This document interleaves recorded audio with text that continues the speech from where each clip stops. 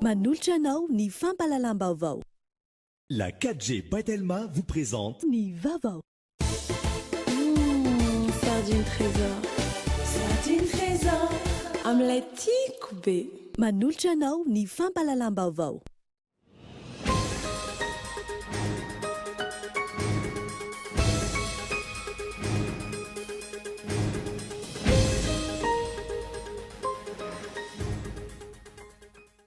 Tamin'ny fotoana farany andraisan'ny ny fitanana antsoratra avy amin'ny SRMV no nahalalana fa misy 6 ireo borao-pifidianana tsy nisy ny fanatotsana fifidianana amin'ireo borao-pifidianana manerana ny nosy.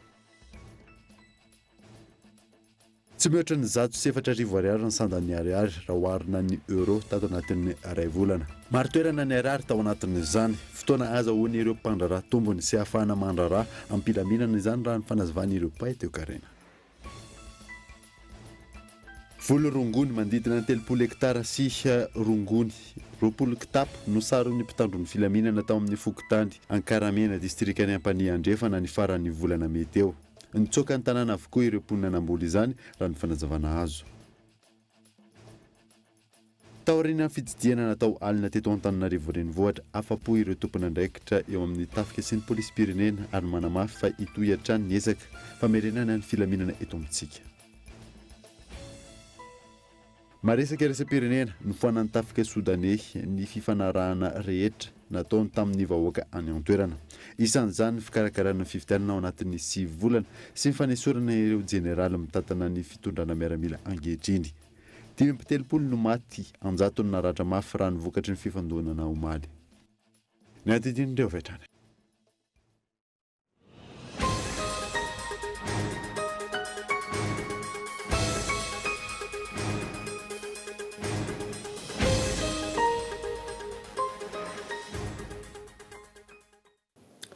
Finaritra topoko lasy topoko vavy fotoana vaovao eto amin'ny Kultivika amin'azanao ary anaraka izany hatramin'ny farany.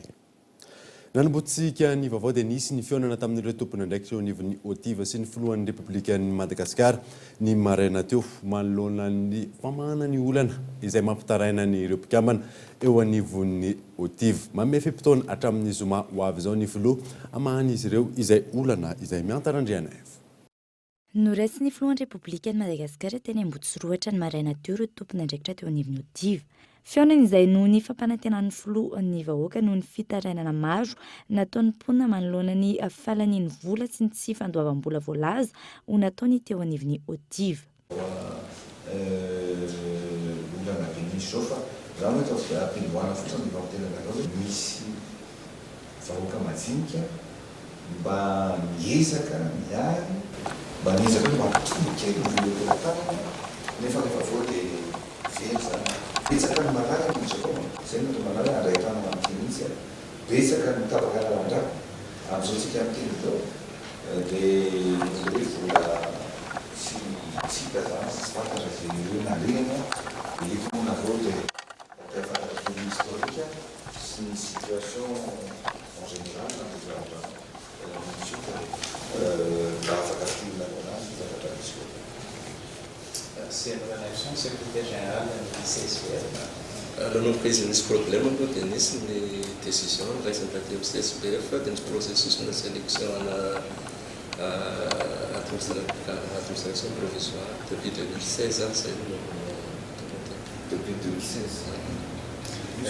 Ça, déjà, le cabinet Finance et Développement Conseil, des là, le cabinet, nous avons l'administration provisoire, sélectionné le CSPF.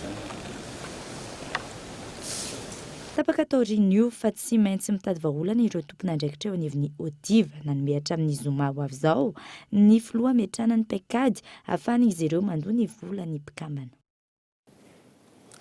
Fa tamin'ny fotoana farany andraisan'ny seny ireo fitanana antsoratra avy amin'ivon'ny SRMV teny voanalalana fa miisa 5 ireo borao-pifidianana tsy nisy ny fanatotsana fifidianana amin'ireo borao-pifidianana manerana ny Madagasikara. Rarisona Andry. Braom-pifidianana miisa 7 amin'ireo braom-pifidianana 7 sy 700 manerana ny nosy no tsy nanatotosa fifidianana tamin'ny andron'ny alatsinainy 17 Mey lasa teo, andro nanatanterahana ny fifidianana solombavam-bahoaka teto Madagasikara.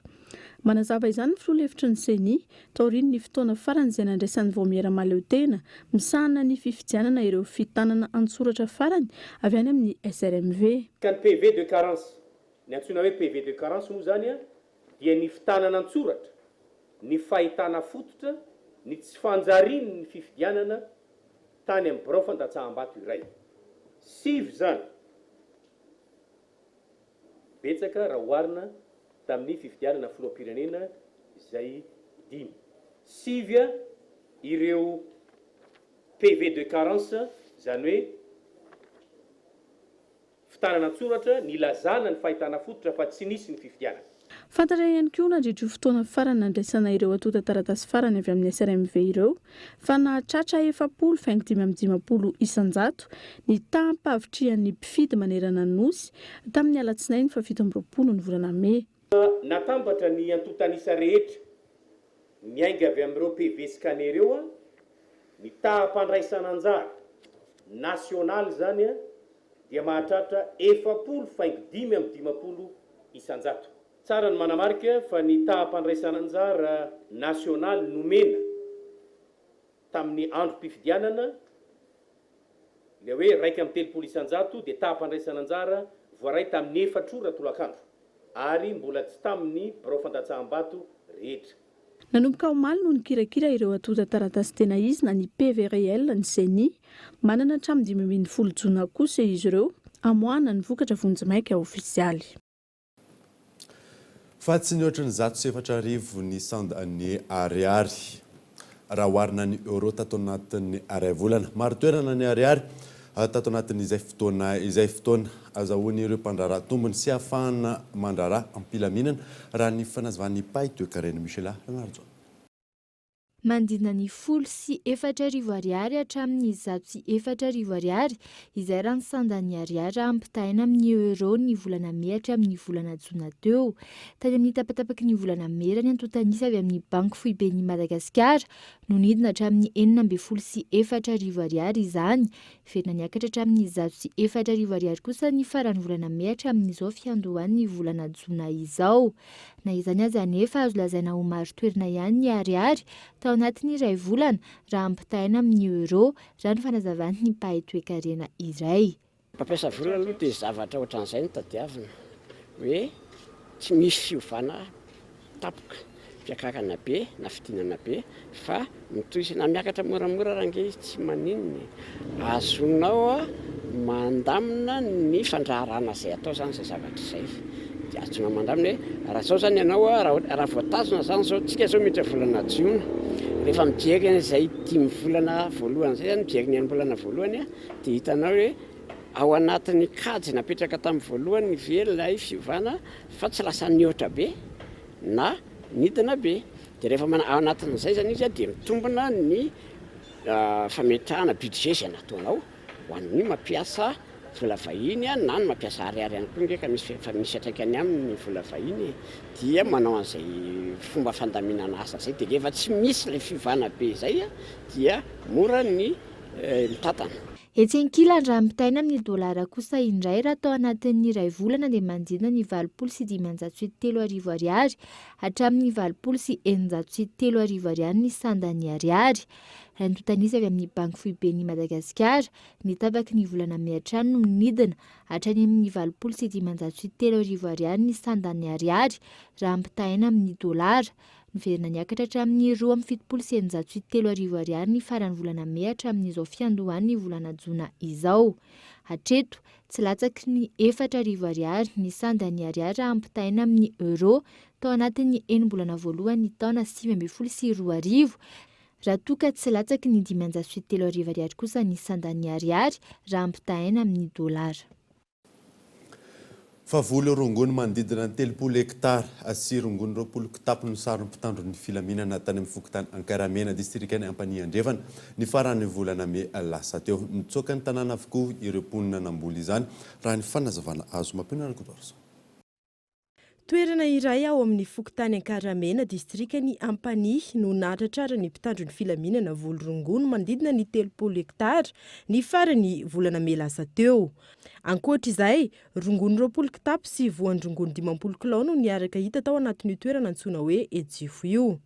Olona iray nikasa hanondrana rongono no tratra ary nahiditra ponjavonjy-maika taorian'ny fanadihadiana natao taminy. Tafatsoaka kosa ny iray tanàna, ponina namboly ireo rongony amin'ny hektara maro tao amin'ny toerana io. Ireto farany izay fantatra fa mivelona amin'ny fambolena sy fanondranana rongony io hatramin'izay, hoy ny teo anivon'ny Zandarmaria-pirenena. Nodorana teo amasy ny OMC na ny manam-pahefana tany an-toerana ny herinandro lasa teo, ireo santionam-bokatra nentina teo amin'ny fampanoavana. Ao anatin'ny paikady entina mongorana tanteraka ireo volo-rongony 30 hektara ireo kosa ny tompon'andraikitra any an-toerana amin'izao fotoana izao. Fatahorenan'ny fitsidiana natao alina teto Antananarivo renivohitra afapo ireo tompon'andraikitra eo anivon'ny tafika sy ny polisy pirenena ary nanamafy fa itoy hatrany ny ezaka famerenana ny filaminana eto amintsika gaeto Andriatsirafo. Ny 7 febroary 2024 no napetraka ary niatra avy hatrany ny fanidinan'ny tanàna Antananarivo ahafahana miady amin'ny fanafiana amin'ny tapediana sy ny fahakanan-keriny. Ankoatr'izay, no atevenina ny fisafona ataon'ny mpitandro filaminana na alina na atoandro izay iarahany tafika sy ny polisy misalahy. Misy mandrakariva araka izany ny fidinan'ireo tompon'andraikitra ambony anara-maso ny fampiarana ireo fepetrany raisin'ireo.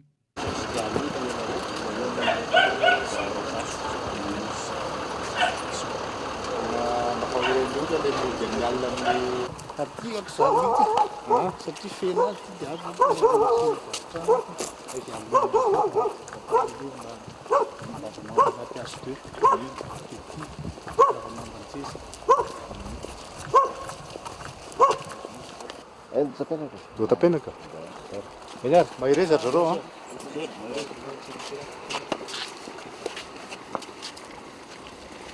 Omaly alina tahaka ny efa fanao hatr'izay, nidinay fotony nijery izany ny ministry ny filaminam-bahoaka, ny ministry ny fiarovam-pirenena ary ny sekretera-panjakana miadidin'ny Zandarmaria-pirenena. Izany natao dia tsy hoe zavatra hoe androany fotsiny na rahampitsy fotsiny fa dia andavanandro isaky ny alina isan'andro lafo zao mba ho tsapany vahoaka tokoa fa mijery azy tokoa ny fitondram-panjakana, mandray ny andraikiny tokoa ny fitondram-panjakana ary mitady an'izay fomba rehetra hanatsarana an'izany fandriampahalemana zany mba hiala tokoa ny resantsika hatramin'izay hoe miala ny tahotra amin'ny vahoaka, afaka mifanerasera tsara, afaka mivoaka amin'ny andro alina, afaka miaina anatin'ny tsy anatin'ny tebotebotsony ny vahoaka malagasy indrindra fa eto Antananarivo renivohitra. Ka dia izay telo morala zany mbola itoy ny patrouille ihany koa izay ataon'ny ministra amin'ny fitondram-panjakana mijery an'ireo toerana samihafa izay mila an'izany tomanezaka zany. Tokony tsy ho voakitika mihitsy fa tokony maty lesa voakitika. Taoriny teo amin'ny ACC Ambohidahy araka izany no tsidihana ihany koa ny teny Antaninarenina, Analakely, Antanimena, Isotry, ny tetezan'ny Bekiraro, Senam, Apasika, Ambohibao sy ny eny Alaroby. Efa narindra sy nalamina ny fiaraha-miasa eo amin'ny polisy sy ny zandary ary ny tafika.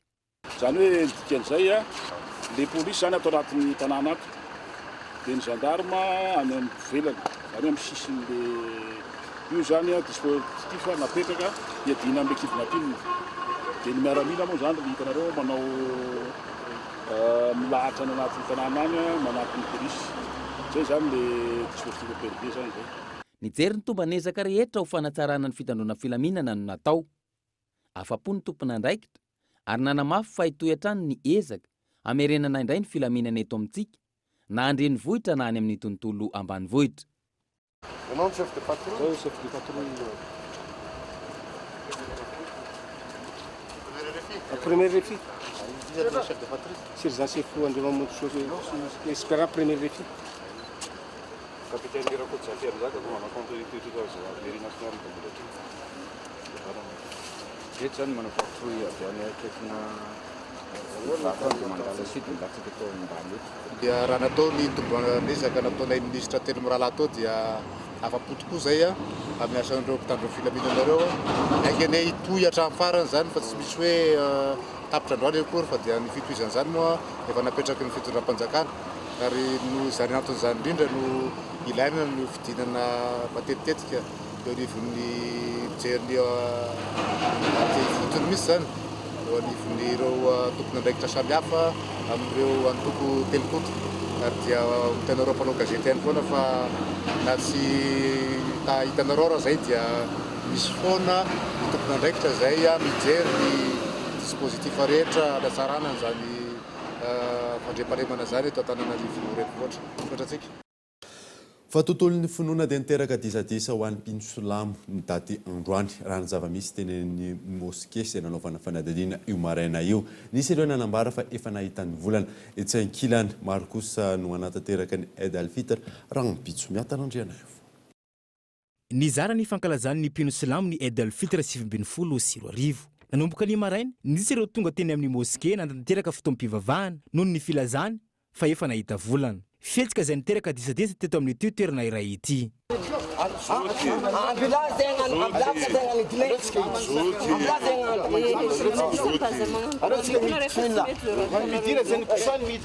Tatsika izy io tena ao anatin'ny tsara fa efatra ny volana Jona ny fetya zay nikena. Madagasikara nahita volana tamin'ny toerana maro. Tany Napasindava, tany Morondava, ary koa tany Marovay. Tokony zany tsisy ny disadisa izay mipetraka. Ary ny finoana silamo dia tsy atao fitaovana politika mihitsy. Ary zay ny divanay hatramin'izay. Oka dia mipetraka amin'ny mahafinoana azy tsy kilalo ny finoana fa tena fanompoana io ary tsy maintsy adjana ny lalàna ny fanompoana. Raha ohatra ka hoe misy ny lalao, misy ny fiantsoana amin'ny sakafo, misy inona azo atao zany amin'ny fotoana rehetra azo alamina anatin'ny fiarahamonina. Fa ny fotoam-pivavahana kosa tompoko dia tsy maintsy mipetraka amin'ny mahalalàna ara-pinoana azy.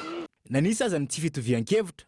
Maro no efa niompana tamin'ny fikarakarana lanona sy ny fikarakarana sakafo ho an'ny rapiso tamin'ity androany ity. Fifampizarana amin'ny mpiray tanàna, namana, havana no entina namarina izany. Miavaka tahaka ny mahazatra ihany koa ny sakafo homanina. Fa ny manana zany, mafety anazy zany monko tena manana tsara ny sakafo, manana tsara ny rehetrarehetra. Invitena daholo ny fianakaviana, ifampizarana ty fety ty. Fa ny manana aloha tena misy be dia be dia sakafo be dia be koa no manana amin'izay. Sady mbola misy mialoha an'izay dia mbola misy fiaraha-mivavaka kely. Le zany manao mamezaka ihany manao zavatra hoe mba mahafinaritra zany. Mahafinaritra izy aminay zany avadiego zay zany prépare zao manao vary zay miaraka amin'ny kokoa zay manao zany hoe sakafo hoe tsara be zany zay tsy hoe mikonto fa hoe mila zany olo miravoravo zany dia mba miaraka amin'ny fety zany zay zany. Io ile fety finanana ty zegny io karazagna fety faran'izay maventy amin'ny Islam. Za salama hoe zay ino zay raha mitovitovy akeo ohatra ny hoe taom-baovao zegny araka an'izay araka ny etikety Madagasikara zegny zay nitovitovizany zegny amin'ny le fety ny Eid ty. Zay tamin'ilay fiatomboany zay tsy fiatomboany zegny tsy hoe nisy teti-bola hoe natokana fa zay mpinamagna na tsapa fa hoe tokony atao le izy dia samby mifanampinampy io zay zegny ino aby zay nitondranao dia nitondra ny namana ray ty dia samby mifanampinampy io zay dia indesinay zegny ampifalifaliana ilay namanay jiaby zay inkainay. Na tsy mifidy finoana io na izy chrétien na mandeha mivavaka na mandeha izy koa fa namagna na tokony mety kahigna zegny izy afaka mandeha aminay ato izy. Ny 5 Jona raha tsy ahivana no nambara ho daty ofisialy ankalazany ny Eid al-Fitr 2024 eto Madagasikara. Ity farany izay efa noekena ho andro tsy fiasana sainga Sakarama araka ny didim-panjakana 2024 tsipika 2025 ny faha 20 ny volana May 2024 lasa teo. Fatahorin'ny fivorian'ny ATT sy ny commune ny Zoma lasa teo tapaka fa hoesorina amin'ny alakamisy ho avy zao ireo mpivarotra manoloana ny tompy fiantsonana Andotapenaka. Efa nisy ny taratasy sy fampitandremana nomena azy ireo omaly raha ny fanazavana azo tatajivery azy. Ambolana maro no tsy nisy ny fandraisana andraikitra avy amin'ny commune Antananarivo manoloana ny fitobahan'ny tsena eo anoloan'ny tompy fiantsonana fiara Andotapenaka. Tapaka fa hoesorina ny alakamisy ho avy izao ireo mpivarotra. Amin'ny fipetrany raisin'ny commune zany misy fivoriana niarahana tamin'ny ministeran'ny travaux publics, tamin'ny ministeran'ny fahatanora sy ny fanatanjahantena, dia teo ihany koa zany ministeran'ny fitaterana miaraka tamin'ny ATT mikasika ny anadiovana ny toerana io. Ka dia ny fanapaka zany zahay rehetrareo fa miaraka misy zao no atao ny fanadiovana tanteraka ny faritra iny amin'ny ambotapenaka zany fianjany makisy ny manodidina rehetra ny faritra ny taxi bosy zany, ary efa mizaraina taratasy fampitandremana ireo mpivarotra ireo omaly alatsinainy. Voakasika izany ireo trano hazo milahatra manamorona ny tambohan'ny Kianjamaki. Tany Ampendohana, 5 izy ireo ary nitombo tsikelikely izany. Tsy mbola misy resaka ankila ny toerana amindranana eo anivon'ny commune Antananarivo ireo mpivarotra ireo. Tsy aivina fa antony namindranana ny tompom-piantsonana eo Andotapenaka, ny isian'ny filaminana sy ny fandriam-pahalemana eny amin'ny tompom-fiantsonan'ny taxi be. Izany vaovao misongadina ihany koa dia anisan'ny sakana amin'ny ady amin'ny herisetra mianjady amin'ny ankizy eto amintsika ny tsy fahafantarana izany raha nambaran'ny mpisehatra izay nanaovana fanadihany fa eo ihany koa ny tsy fampin'ny fanabeazana Fezora Valy. Ny herisetra rabatana sy aranofo ny karazana herisetra mianjady amin'ny ankizy fandresy hita saika eo isan'andro eny anivon'ny fiarahamonina amin'ny ankapobeny. Ankilany, fiatsika sy fomba fiteny tsy voahevitra atao amin'ny ankizy ihany koa dia efa voasokajy ho herisetra. Tsy fantatry ny tsara-babem-bahoaka nefa izany, na ihany koa tsy mantaitra ny olom-pirenena amin'ny ankapobeny raha nambaran'ny mpisehatra amin'ny fiarovana ny zon'ny ankizy. Tena tsy fantatry ny olona ilay izy hoe ny eritreretin'ny olona zao ny herisetra dia hoe mamono dia maratra fotsiny. Maratra ny vatan'ilay zaza na ohatr'izay, fa misy hoe fitenenana, misy zavatra asaina ataon'ny zaza nefa mbola tsy mifanaraka amin'ny toe-batany sy tsy zakany sainy na teny atao fotsiny ara dia efa sokajiana ho herisetra izay. Nefa ny eny an-dalambe sy eny rehetrarehetra eny dia hitantsika izany herisetra miantra amin'ny ankizy izany. Zava-dehibe raha nambaran'ny mpisehatra nanaovana fanajehajiana ny serasera mikasika ny herisetra mianjady amin'ny ankizy sy ny fanabeazana olom-pirenena. Ilaina ihany koa ny fanentanana ny ray aman-dreny sy fanantonana, izany hoe manao approche mihitsy amin'ny ray aman-dreny ary manoro ihany koa ahoana ny tokony hialana amin'izay. Matetika ilay izy mety olona manana fahefana amin'ilay zaza, mety hoe ray aman-dreny, havana, fianakaviana, mpanabe. Raha ny fanazavana trany, anisan'ny olana ihany koa eto amintsika ny tsy fasahiana mitoroka ireo trangana herisetra raha tsy efa lasa lavitra ny vahavoazana. Raha ho an'ny herisetra ara-pananahana voaray teo anivon'ny centre Vonjo ohatra ny volana janoary hatramin'ny aprily taona 2024, 929 ireo ankizy vavy latsaka ny 20 taona niaran'izay herisetra ara-pananahana izay. 10 kosa ireo ankizy lahy. Ny taona 2024 no nisy famoahana vokam-panadihadiana voalohany mikasika ny herisetra mianjady amin'ny ankizy teto Madagasikara. Mahery iray alina isan-taona raha ny tatitry io fanadihadiana io ireo trangana herisetra mianjady amin'ny ankizy latsaky ny 5 taona raisin'ny tambazotra mpiaron'ny zon'ny ankizy an-tanana. Isaky ny 4 jona kosa no marihana ny andro iraisam-pirenena ho an'ny ankizy niaran'ny herisetra raha ny taona 2017 no nanomboana ny fanamarihan'izany. Tonga eto amin'ny fotoana ny dokavarotra isika aoriana izay ny atatsika ny tsara ho fantatra amin'ny sainam-pirenena malagasy eo ihany koa ny mahakasika ny fizika appliqué izay afaka ampiarina amin'ny fiainana andavanandro rehefa avy eo ary.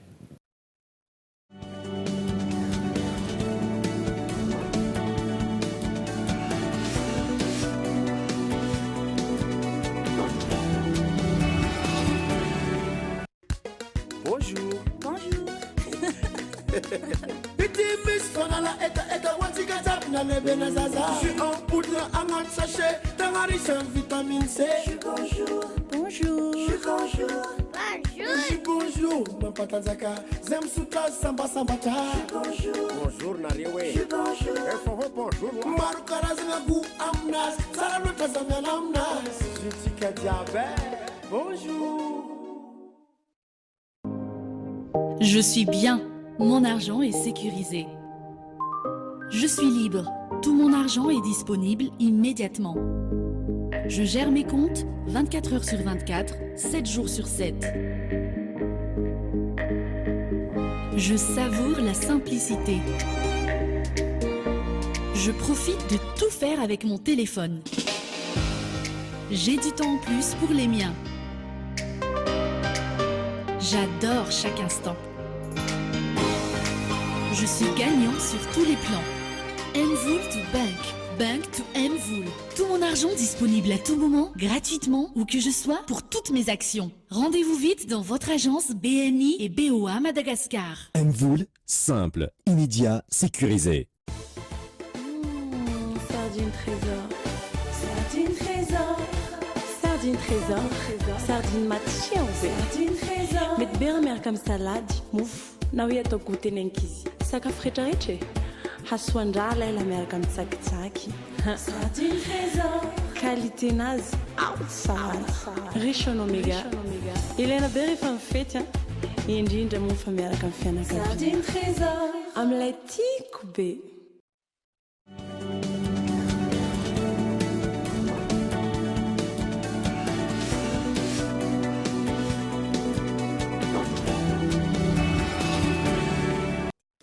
Veneto amin'ny fampalalam-baovao isika. Famariky ny fandrianam-pirenena iray ny fananana sainam-pirenena tokony anaja izay ny tsirairay avy ho mariky ny fitiavan-drazana. Ny sainam-pirenena Madagasikara izay miloko 3 samihafa ary samy manana ny heviny avokoa Henri Florio. Manomboka mitobaka eny an-tsena ankehitriny ny sainam-pirenena malagasy amin'izao ankatoky ny fankalazana ny fiverenany fahaleovantena izao. 20 jona 1790, 20 jona 1900. Feno 7 taona ny fahaleovantena ny Madagasikara. Loko 3 no manome ny sainam-pirenena malagasy. Ny fotsy mitsangana izay mariky ny fahadiovana, na koa hoe fahaleovantena madio mangarangarana. Ny mena mitsivalana ambonin'ny maitso midika fandresena ary ny maitso izay midika fanantenana. Faneva no niantsona ny sainam-pirenena tany aloha. Ny saina koa moa atao faneva. Faneva koa ny milazana ny saina ary ny zay zany teniny Andohany tany Ampiandohany tany taloha. Ohatra tamin'ny farany fahavalo ambin'ny folo zany dia ny sampy ny tena nitarika ny olona rehefa misy zavatra atao misy miady zany nitarika ny tafika mandeha miady. Tamina nenam-polo merina dia mbola ny sampy ny nitarika. Fa nomboka teo Maradamitsika nampiasa ny faneva io. Radamarainy zany taty nomboka teo amin'ny 1790 dia nampiasa ny faneva sika. Dia niaraka tamin'izany koa ny hira-pirenena, hiran'ny mpanjaka moa zany tamin'izany fotoana zany. Ka nitoy ireo nandreny tona 720 ary mpanjaka vavy ny fandimy tao. Raha navalina reniny nanana ny hira-pirenena, nanana ny fanevany koa izy dia nitoy tamin'ny areo Tatiorina, Rasoerina, navalina faharoa sy fahatelo. Nanana hira-pirenena dia nanana faneva. Tokony hanaja ny sainam-pirenena rehetra ho mariky ny fiandrianam-pirenena ary hanambarana fa masina ny tanindrazana. Ampiasaina izy. Raha vao misy raharaham-pirenena zany dia ampiasaina. Ka ny tokony ho fantatriny olona hoe zay le hoe mahafaneva-pirenena iny, maha-olo-pirenenanao iny, maha-firenenanao iny dia tokony ho hajainao iny. Tokony ho hajaina. Aperaka izy amin'ny fotoana ilana azy. Dia indrindrina amin'ny fetim-pirenena salamizao zao dia tokony hanangana saina daholo ny olona efa nahazarantsika zany. Ary tokony atao zany. Ampatsivina ny olona manakariva hoe io ny maha-firenena malagasy ianao, manana ny mahainao anao ianao. Ka tokony hanaja zany daholo ny firenena ny isa-tokantrano. Fa tsy amin'izay ihany nefa fa amin'ny andavanandro ihany koa dia tokony ho hajaintsika fantatrisika tsara le hoe sainam-pirenena, dikany sainam-pirenena faneva-pirenena io. Ka raha misy zavatra atao dia hajaina foana io resaka hoe misolo tenany malagasy ianao. Dia atao foana le baolina sy ny salamizany reny dia tokony hipetraka eo foana le misy marika an'le sainam-pirenena.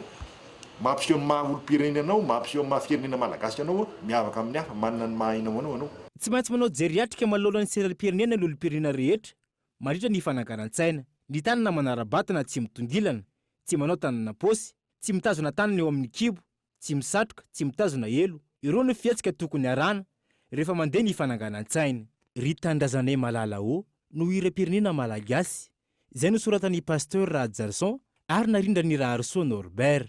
Misy 13 ny hira-pirenena ary misy fiverenena isaky ny 9. Fa tontolon'ny fampianarana ambony sy fikarohana azo ampiarina eo amin'ny fiainana andavanandro ny vokatry ny fikarohana eo amin'ny fizika aplike eny amin'ny Université Antananarivo. Isan'izany ny fanamboarana vata fampangatsiahana azo entina mandehandeha. Fezora Valy.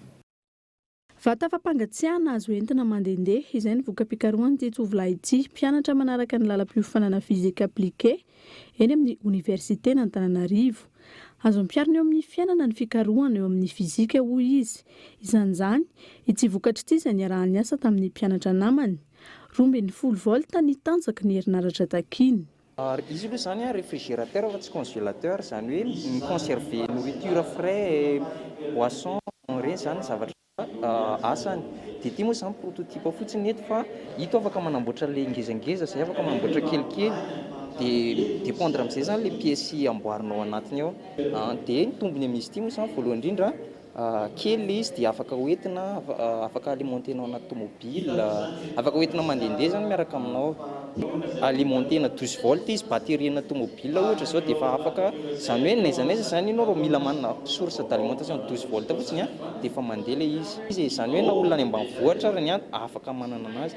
Mampangatsiaka sakafo isan-karazany sy zava-pisotro ity vata fampangatsiahana ity izay azo entin-tanana saingy tsy mampivaingana. Azo atao ihany koa ny mampitombo na ihany koa manena ny habeny araka izay ilaina. Vita eto an-toerana avokoa ireo akora rehetra amin'ny fanamboarana azy. Module électrique ny ampiasaina amin'io dia pièce ventilateur reny. Fa izy moa zany tsy hitantsika eto le pièce fa ao anatiny ao fa misy module zay ao mangatsika. Crée atsika sy hafanana dia le hafanana dissipé mandeha mivoaka any. Misy io zany dépendre amin'le alimentation ary. Le alimentation raha ohatra ka ao amin'le tetiavina tsara aingakaingana izy dia efa mampangatsika rapide kokoa, mahatratratra any amin'ny -4 0 degré any izy. Raha ngeza izy dia ny consommation tsotsotra izay fa ngezangeza kokoa ny consommation. Alimentation 12 volt foana indray iny. Azo vokarina ary manala fahasahiranana ity fitaovana novokarin'ny mpianatra ity ho hiatrana izy ireo. Olana iraisan'ireo mpikaroka sy mpamorona kosa ny famatsiam-bola sy ny fampitaovana amin'ny fanatanterahana ny tetikasa. Lafa mavao hafa kosa indray dia tafiditra tanteraka ao anatin'ny vanim-potoana atiririny isika amin'izao fotoana izao araka ny fanazavan'ireo mpamantatry ny toetry ny andro. Raha ny vinavina manodidina ny 12 degré Celsius ny maripana farany ambany ho an'ny eto afovoan-tany mandritra izay fotoana izay. Ary zao rana evy manana. Nahitana rotsakorana teto afovoan-tany ranomaly aharitra 3 andro ny erika sy rotsakorana manify eto afovoan-tany araka ny fanazavana. Ankilany tsy ova firy amin'ny maripana nanomboka ny volana May teo ny maripana mandritra ny atiririny. Mahakasika ny maripanantsika atao anatin'ny ririnina tanteraka tsika tsy dia misy fiovana firy ny maripana. Ho antsika aty Antananarivo dia manodidina ny 12 hatrany amin'ny 20 na 20 degré Celsius ihany ny maripanantsika. Ny nahatonga an'ireny orana somary lehibehibe ireny ny nanomboka ny moaly moa zany dia nisy an'ireo tangolondraon'ireo avy any Antsinanana any mety ny rivotra niditra nakaty amin'ny ilany Antsinanana nosy matanjaka dia matanjaka ilay rivotra avy atsimo Antsinanana nitondra azy io miditra nakaty. Izay no nahatonga an'ilay somary bebe ilay orana somary vavetivety ilay orana amin'ny faritra sasany taty amin'ny ilany Antsinanana. Idina kosa ny maripana ny amin'ny faritra sasany toy ny Amoronmania, Hotomatsiatra, Iorombe raha ny vinavina trany. Fa ilaina fanomana tena mialoha na ara-batana izany na ara-tsaina ny fiatrehana ny adina ara-panatanjahantena. Mainga amin'ny fanazarantena dia izao no antoka avy tany izany antsakany sy andavany Henri Flore. Ho tanterahina amin'ny faraparan'ny volana Jolay ho avy izao ny adina ara-panatanjahantena baccalauréat ho an'ny sokajy rehetra ho an'ny sisikona Antananarivo manokana. Tokony haingadena izao ny fanazarantena mba hahafahan'ny tsirairay miatrika am-pilaminana tsy ara-pahasalamana izany raha ny fanazavana ireo mpanabe ara-panatanjahantena. Tokony fanomana-tena eo indrindra satria miazakazaka manahirana ny ankizy dia eo zany le fanomana-tena miazakazaka amin'izay tsy miazakazaka fotsiny fa masina fe-potoana zany le lalana mba tsana fa le miazakazaka fotsiny maka ana tsy izay fa satria misy ora enjehana amin'ny miazakazaka amin'ny fanadinana dia izay zany enjeha mba izany ankizy tsirairay satria misy manko ny ankizy ireny tsy miazakazaka mihitsy raha tsy efa fotoana hoe dia herinandro aloha amin'ny fanadinana vao ndiazakazaka dia lasa misy fiatraikany be le izy dia lasa misy hatrany fahafatesana raha tamin'ny hatramin'izay misy hoe maty mihitsy satria efa manao tsy fanao le ankizy vatana zany nomanina fa tsisy io zany tsisy miracle fa ny fanomanana ihany mahatsara an'le izy. Ankoatra izay ilay ihany koa ny fitandrova leo amin'ny ara-tsakafo mba iarana amin'ny olona izay mety iseho. Amin'izao izy mbola manoman'izao zany dia indrindra moa tsika be da be ny ankizy amin'izao fotoana tia mihinankinana paty iny reny zany zavatra tsy maminina fa lasa vao maera mazefatra makarary azy amin'ny izy betsabe zao ny fotoana voankazo aloha zao dia ny voankazo aloha zany no tena mila hohaniny betsaka tsy mihinana zavatra mavesatra zay aloha zany no tena marina hoe mihinana voamaina inona reny a dia tsy tiany finy examen reny faharoa manakaraka an'izay tokony isotro rano zareo dia akoanan'izay moa zany torimaso koa no tena ilaina rehefa any akaikaiky ny examen fa tsy ko hoe efa akaiky examen mbola miaro tory mijery manao Facebook manao inona trano roa maraina nefa anao fanadinana tsy ampy-torimaso tena tsy mety eo amin'le anjarany tsirairay araka izany manomany tena rabatina sy ara-tsakafo mialoha sy mandritra ny fiatrian'ny ady ra-panatanjahantena tahaka izao mba hahafahana mahazo vokatra tsara. Dia iny maresaka iraisam-pireneny manakatana vaovao tamin'ity alina ity ankasitrany ianao nanaraka izany soavamanitra dia velomony fotalo tompoko.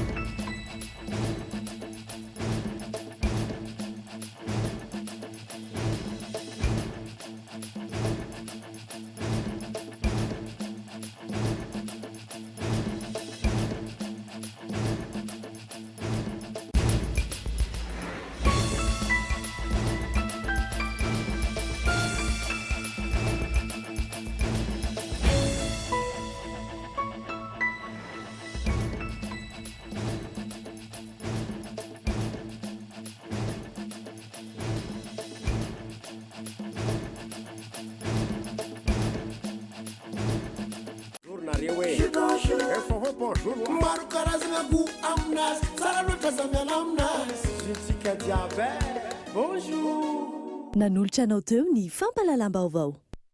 La 4G Patelma vous a présenté Ni Vavao. Sardine trésor. Sardine trésor. Omelette Koubé. Nanolotra anao teo ny fampalalam-baovao.